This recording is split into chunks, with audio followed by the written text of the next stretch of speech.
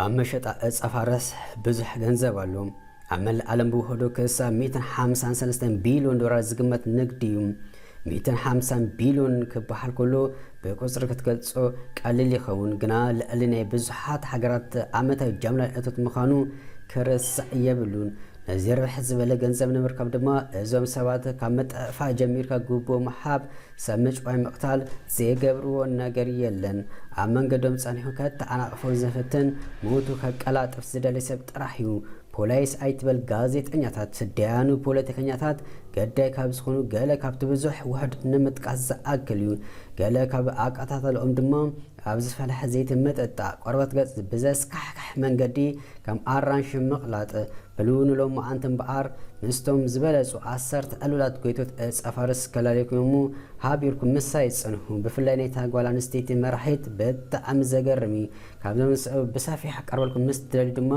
ኣብ ናይ ኮመንት ቦታ ቁጽሪ ክንዲ ዘጥራሕ ኢልኩም ጽሓፉ ሰናይ ምክትታል ኣስራይ ፓውሎ ኤስኮባር ኣብ ኮሎምቢያ ዝርከብ ሓላፊ ጉጅለ ሚድለን ሓደ ካብቶም ኣብ ታሪክ ዝሓየሉን ሓደገኛታት ሓብታማት ጎይቶት ጸፋሪስ ነይሩ ኣብ ሰብኣታት ሰማናታት ኣብ ዝለዓለ ጠርዙ ዝበጽሐል እዋን እቲ ጉጅለ 80% ናይቲ ኣብ ኣሜሪካ ዝነበረ ኮካይን የቕርብ ነይሩ በዚ ምክንያት ድማ ኣዝዩ ብዙሕ ገንዘብ ኣታዊ ብምርካብ ሓደ ካብቶም 10 ሓብታማት ሰባት ዓለምና ኮይኑ ብጽሩይ ሃብቲ ኣስታት 30 ቢሊዮን ዶላር ተሰሪዑ በሓቂ ክረአ ከሎ ኣዝዩ ብዙሕ ዘይሕጋይ ገንዘብ ስለ ዝነበሮ ገንዘቡ ንምጥቕላል ጥራሕ ኣብ ወርሒ 2500 ዶላር ንላስቲክ ከውፅእ ይግደድ ነይሩ ብተወሳኺ ኤስኮባር ገንዘቡ ዘይሕጋዊ ስለ ዝነበረ ክሓብኦ ግድን እዩ ካብቲ ሕብኦ ገንዘብ ድማ 10 ሚእታዊት ብኣናፁ ይብልዓ ነይሩ ነዚ ምስ ሓደ በኻ ኣንጫው ኮይኑ ተፈጢረ ዲሉ ንስኻትኩም ከምኡ መመልኩም ዶ እዚ ክበሃል ከሎ ግና ኤስኮባር ነቲ ዓብዪ ሓብቶት ስቂሉ ዘምፅኦ ኣይኮነን ክንደይ ነገር እርኢሉ ኤስኮባር ኣብ ዕድሜ ብውህዱ 40,000 ሰባት ብምቕታል ብቐጥታ ተሓታቲ እዩ ነይሩ ታሽኣይ ግሪስላንድ ብላንኮ ጸላም መበለት ዋና ቤት ጽሕፈቶም ኣብ ማያሚ ዝነበረ ግሪስላንድ ብላንኮ ሓንቲ ካብቶም ሓደገኛታት ጎይቶት ጸፋሪስ ነይራ ግዳ ሓቂ ቀርሚ ምስ ፓውል ኤስኮባር ምብኣሳ ናቱ ተሓጋጋዚታ ነይራ ኣብ ሰብኣታት ሰማናታት መራሒት ንግዲ ኮካይን ኣብ ማያሚ እያ ዝነበረት እዛ ጓል ኣንስተይቲ የግዳስ ዝና ዝረኸበት ኣቐድም ኣቢልያ ገና ጓል 11 ዓመት ከላ ሓንቲ ቆልዓ ጨውያ ርብሕ ዝበለ ገንዘብ ሓቲታ የግዳስ እቶም ሓብታማት ስድራ ምክፋል ስለ ዝኣበዩ እቲ ቆልዓ ናይ ሞት ዕጫ ገጠሙ ካብዚ ሓሊፉ ብላንኮ ብሞተር ሳይክል እንዳኸድካ በጥኢት ሰብ ናይ መቕታል ሜላታት ኣተኣታትያ ፍልጥ ዝኾነት እዚ ሜላ እዚ ኣብ ሞተር ሳይክል ተሰቒልካ ሰብ መቕታል ነቲ ዕላማ ዝተገበረሉ ሰብ ጥራሕ ኣይኮነን ግዳይ ዝገብር እንታይ ደኣ ምስቲ ክቕተል ዝተሓሰበ ሰብ ኣብቲ ከባቢ ዝጸንሑ ብኣልማማ እምበር ኣብ ዕድመ ብላንኮ ብውልቃ ኣስታት 250 ሰባት ቀቲላ ዝበሃል ሻሙናይ ጆአኪን ጉዝማን ሎኤራ ሓላፊ ጉጅለ ሲናልኦ ጉጅለ ሲናልኦ ሓደ ካብቶም ኣብ ዓለምና ዝሓየሉ ኣሰጋገርቲ ጸፋርስ ኮይኑ ኤል ቻፓ ድማ ከም መራሒ ሓደ ካብቶም ሓደገኛታት ኣረሜኔታት ጎይቶት ጸፋሪስ እዩ ኤል ቻፓ ብቐጥታን ብተዘዋዋርን ንመዓለ ዘይብል ሞት ተሓታቲ እዩ ግዳያቱ ካብ ኣባላት ስድራ ቤቱ ኣትሒዝካ ተቐናቐንቲ ካልእ ናይ ጸፋርስ ግሩፕ ማለት እዩ ክሳብ ፖለቲከኛታት ከይተረፈ ኩሎም ይርከብዎም አንጻር ኤልቻፓ ደው ዝበለ ሰብ ውሕስ ክኸውን ዘይሕሰብ እዩ ኤልቻፓ ብሓቂ ካብ ክንደይ ሓደገኛ ምዃኑ ንምርኣይ እቲ ዝበለፀ መንገዲ ንግዳያት ብኸመይ ከም ዝቀትሎም ምግላፅ እዩ ንኣብነት ጉጅለ ሲናልኦ ገጽ ሰባት ከም ኣራንሺ ናይ መቕታል ልምዲ ኣለዎም ሓደ ግዜ ነቲ ዝተቐረፈ ገጽ ናይቲ ግዳዮም ወሲዶም ምስ ኩዕሶ እግሪ ኣተሓሒዞም ብድሕሪኡ ነታ ኩዕሶ እግሪ ኣብ ኣፍ ደገ ኣዳራሽ ከተማ ሲውዳድ ጁዋርዝ ከም ናይ መጠንቀቕታ መፈራርሒ መልእኽቲ ኣቐሚጦም ተሰውሩ ወይ ጉድ ዘብል ንቐጽል በሉሽ ሻውኣይ ኦሲል ካርለስ ጊለን ቀታሊ ኣርኩ ኦሲል ካርለስ ጊለን ቀታሊ ኣርኩ ተባሂሉ ዝፍለጥ ምእንታን መሪሕነት ናይቲ ጉጅለ ቋፀር ክብል ንኣርኩ ቀቲልዎ ሓደ ካብቶም ልዑል ስልጣን ጎይቶት ፀፋርስ ኮይኑ ኣብ ዝነበረሉ እዋን ጉጅለ ምስናይ ፍሉይ ሓይሊ ሜክሲኮ ካይተረፈ ንኡ ዝዋግእሉ ሃያል ስልጠና ዝወሰደ ወተሓደራት ነበሩ። በዚ ድማ ኣብ ሜክሲኮ ኣብላነቱ ሰማይ በፂሕ ነበረ። ኣብ መወዳእታ ግና እቲ ጉጅለ መፈንጫል ኣጋጢሞ ካልእ ሓድሽ ሎስታዝ ጉጅለ ተመስረተ።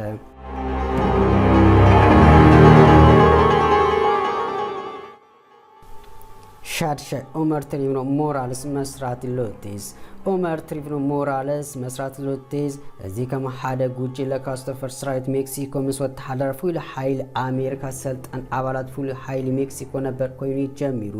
ቅድሚ ናይ ገዛ ርእሶም ጉጅለ ምፍጣሮም ኣብ ከባቢ ሜክሲኮ ንዝርከቡ ንዝተፈላለዩ ጉጅለታት ይሰርሑ ነይሮም። ምዕቡል ወተሓደራዊ ቴክኖሎጂ ናይ ውግእ ሜላታት ተጠቂሞም ነመጋጥምቶም ብኣድማዓይ መንገዲ ክስዕሩ ክኢሎም እዮም። ኣብ መወዳእታቶም ወተሓደራት ንበዓሎም እንዳሰርሑ ዝያዳ ገንዘብ ክረክቡ ከም ዝኽእሉ ተረድኡ። ከም ውፅኢቱ ድማ ሎስቴዝ መስረቱ። ኣብ ትሕቲ መሪሕነት ኦመር ትሪቪኖ ሞራሌስ ሓደ ካብቶም ኣብ ዓለምና ኣረመኔያዊ ሓደገኛታት ጉጅለ ኮኑ ግዜ ኣይወሰዱን። ትሪቪኖ ሞራሌስ ኣብ ጸላኣቱ ረኣዲ ንምስራጽ ሃያሎ ሜላታት ይጥቀም። ንኣብነት መብዛሕትኡ ግዜ ኣብ ዘይቲ ዝመልአ ገንኢ ግዳያት ኣብ ውሽጢ እትዩ ሓዊ ወሊኡ ከም ዕምባባ ጠራሕራዕ የብሎም። ብተወሳኺ ኣብ ማእት ሊትሮ ዘይቲ ተጠቂሙ ምስትንፋሶም ኣብ ገንኢ ይጠጥቁም። ካልእ ካብቲ ዘገርም ድማ ንመወዳደርቲ ንምምጋብ ጥራሕ ኣብ ናይ ገዛ ርእሱ ናይ ብሕቲ መካን እንስሳታት ሓያሎ ኣናብስ ነብርን ነይሮሙ። እንታይ ይበልዑ ዶ ትብሉ ኣለኹም? እዞም እንስሳታት ኣንጻሩ ደው ንዝበሉ ተቐናቐንቲ ይመልሱ። ሓሙሻይ ኣማንዶ ካርሎ ፋየንተስ እቲ ጎይታ ሰማይ። ኣብ 89ታት ኣማንዶ ካርሎ ፋየንተስ ሓደ ካብቶም ኣብ ሜክሲኮ ዝነበሩ ሓያሎ ጎይቶት ፀፋርስ እዩ። ፋየንተስ ካብ ሜክሲኮ ናብ ኣሜሪካ ሃይሻቱ ንምብራር ብዝጥቀመሉ ዝነበረ ናይ ብሕቲ ነፈርቲ ጎይታ ሰማይ ዝብል ሳጓ ተዋሂቡ። ፋየንተስ ኣብ እዋን ንግስነቱ ልዕሊ 25 ቢልዮን ዶላር ውልቃይ ሃብቲ ብምእካብ ሓደ ካብቶም ኣብ ዓለምና ዝሓብቶም ሰባት ገይሩዎ። ይኹን ደኣ እምበር ፋየንተስ ክንዲዚ ዝኣክል ገንዘብ ንምርካብ ኣዝዩ ዘይምሕር ኣረመኔያዊ ነይሩ። ፋየንተስ ብሓቂ ክሳብ ክንደይ ሓደገኛ ምንባሩ ንምርኣይ እቲ ዝበለፀ መንገዲ ብሞት እዩ።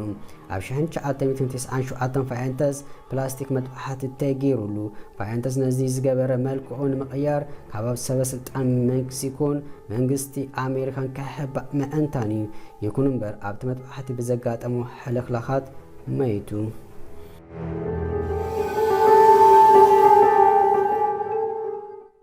ራብዓይ ቪሴንቴ ካርሎ። ቪሴንቴ ካርሎ ብኤልቪኖሲ ዝፍለጥ ሓላፊ ናይ ኡሉል ጁዋርዝ ጉጅለ።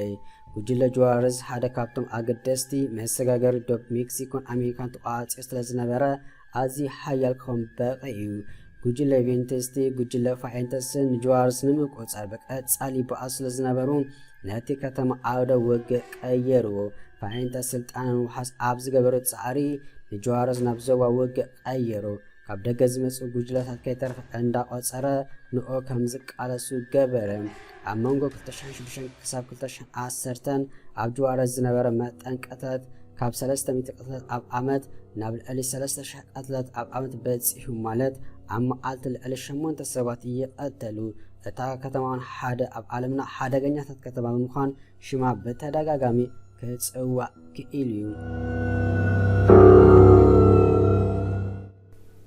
ሳልሳይ ራፋኤል ኤርኒ ክላቨል። ሓደ ግዜ እቶም ኣዝዮም ሓደገኛታት ጎቶት ፀፋርስ ኩሉ ግዜ እቶም ሓለፍቲ ጥራሕ ኣይኮኑን ከም በዓል ራፋኤልን ኣለዉ። እዚ ሰብ እዚ ንበዓል ቤት መስራቲ ጉጅለ ሲናሎን ጆስ ሄክተር ፓልማ ሳልዝ ኣስዲዩ ሂዝዋ ናብ ቬኔዙዋላ ሓዲሙ ጥራሕ ከይኣክሎ 7 ሚልዮን ዶላር እውን ሰሪቕ እዩ። ብድሕሪኡ ክላቨል ነታ ዘታለላ ሰብ ቀቲሉ ነቲ ዝተቆረፀ ርእሳ ዝሓዘ ሳንዱቕ ናብ በዓል ቤታ ኣብፂሕሉ።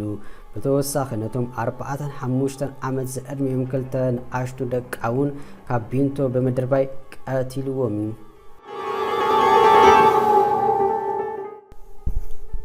ካልኣይ ሄክተር ፓልማ መስራቲ ጉጅለ ሲናሎን እዩ።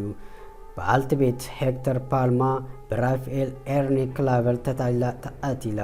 ራፋኤል እዚ ኣብ ቁፅሪ 3 ኣቐድም ኣቢለ ዝገለጽኮ ሰብ ሓደ ካብቶም መስራቲ ጉጅለ ሲናሎን ምዃኑ ጥራሕ ኣብ ዝኾነ ዘዘናይቶ ኣብ ታሪክ ኣዝዮም ሓደገኛታት ዝኾኑ ጎይቶት ጻፋረስ ኣብ ቅድሚት ንምእታ እኹል ይኹን እምበር ፓልማ ኣብ ልዕሊ ክላቨል ኣዝዩ ዓረብና ሓነ መፍታይ ስግምቲ ብምውሳድ ክንኡ ብምዃን ንሰለስተ ደቁ ጠብኣ ክላቨል ብዘስካሕካሕ መንገዲ ቀተሎም ይኹን እምበር ንፓልማ እዚ እኩል ኣይነበረን። ድሕሪን ክላቨል ናብ ቤት ማእሰርቲ ምስ ኣተወ ፓልማ ክሳዱ ተቆሪፁ ክመውት ኣዘዘ። ቀዳማይ ሚጌኤል አንጀላ ፌሊክስ ጋልዶ እቲ ፓድሪኖ። እዚ ሰብ እዚ ሓደ ካብቶም ሓለፍቲ ንግዲ ፋረስ ኣብ ዶብ ኣሜሪካን ሜክሲኮን ነይሩ። ንክልቲኦም ሰበስልጣን ሜክሲኮ ይኩን ንሰበስልጣን ኣሜሪካ ስለዘይከብር ዘይፈርሕ ኣዝዩ ሓደገኛ ሰብ ነይሩ። ኤል ፓድሪኖ ንሕቡእ ወኪል ዲኤኤ ኣሜሪካ ዝኾነ ኤርኒክ ካማሬና ከይተረፈ ጨዊ ኣሳቂዩ ቀቲልዎ እዩ። ድሒሮ መርመርቲ ርእሲ ካማሬና ብሽጉጥ ተበሲኡ ሬሱ ኣብ ወሰን ጽርግያ ተጠቕሊሉ ረኺቦሙ። እዚ ፍጻመ ኣብ መንጎ መንግስቲ ኣሜሪካ ሜክሲኮን ዓብዪ ወጥሪ ኣስኢብ እዩ። ሰበስልጣን ኣሜሪካ መንግስቲ ሜክሲኮ ብቅልጡፍ ገለ ነገር ክገብሮ ሓቲቶም እዮም። ግዳ ሓቂ እቲ ወጥሪ ኣዝዩ ስለዝዓበየ ፓድሪኖ ዶብ ኣሜሪካ ንዶብ ክልቲአን ሃገራት ሙሉእ ብሙሉእ ክኣጾ ተቃሪቡ ነይሩ። በልሎም ዓንቲ ሒዘልኩም ዝመጻኹ ነዚ ይመስል ነይሩ። በካልኦት ሕዝቶ ክሳብ ንራኸብ ኣብ ዘለኹሞ ሰላምኩም ይብዛሕ እንዳበልኩ ሰሰናዩ